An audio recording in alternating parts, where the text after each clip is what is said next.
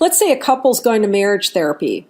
If they were problem-oriented as the couple or even the therapist, the wife might begin by talking about a problem, like, he never helps me with the chores.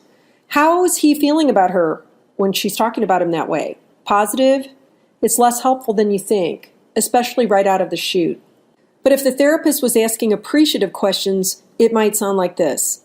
I know you have problems, and we will get to those. First, tell me the stories of when you were most in love, and tell me about what you and those around you were thinking and saying and doing, and what people were saying to you.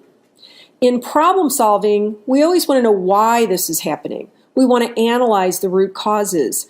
And as above, this is less helpful than you think. So maybe an answer would be, it's that his mom did everything for him and spoiled him. Again, how is he feeling about her? And how is she feeling about him at this point? About the judgment on him and also the judgment on his mom. What's more helpful is appreciative inquiry. What do we have right now that would help bring about positive momentum? So what is working in your marriage right now? Tell me the stories of what you could build on. Oh, well, we get along really well with our parenting approach. We're really on the same page when it comes to our finances. An appreciative inquiry question related to supporting change could also include questions like, what successes and strengths do you have right now that can help you at this time? What new ideas do you have? What are your visions for what's possible? In a traditional problem-solving approach, people want to get to a solution and to take action to fix things as soon as possible. Just help us fix this. So in that mindset, suggestions come out like, how about making a shared schedule of chores?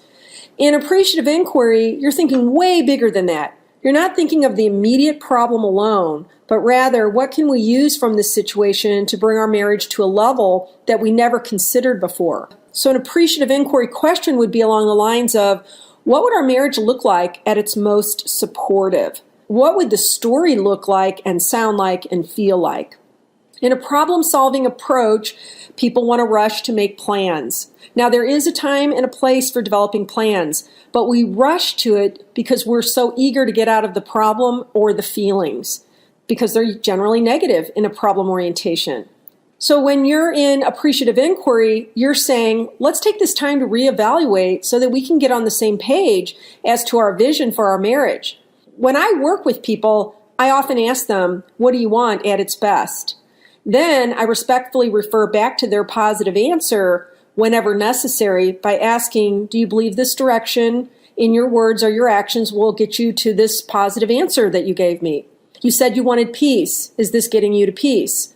Because it's important that people can keep looking up at what they most want and not lose sight of it. In traditional problem solving, people think of things like, oh my gosh, this is a problem and I have to figure out how to fix it. But in appreciative inquiry, people think and say things like, wow, this is an opportunity. This is a chance to understand what's possible. This is a mystery that we can use to re-clarify what we want and what brings us the greatest happiness. Problem solving feels like you're digging through dirt, and appreciative inquiry feels like you're panning for gold.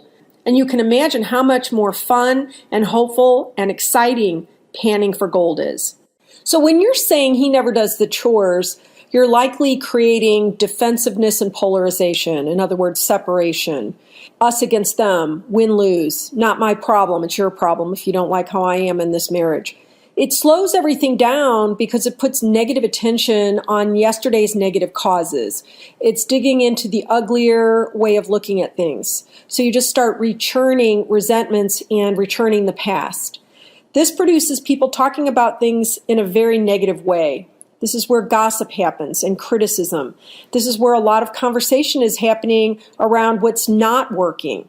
Most of you know this idea, if you've ever heard of law of attraction or self-fulfilling prophecy, that what we focus on is what we create.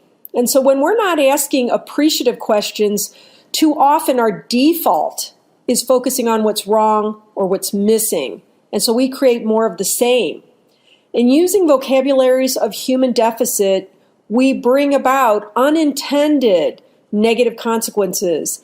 And we really don't know that we've been responsible for this.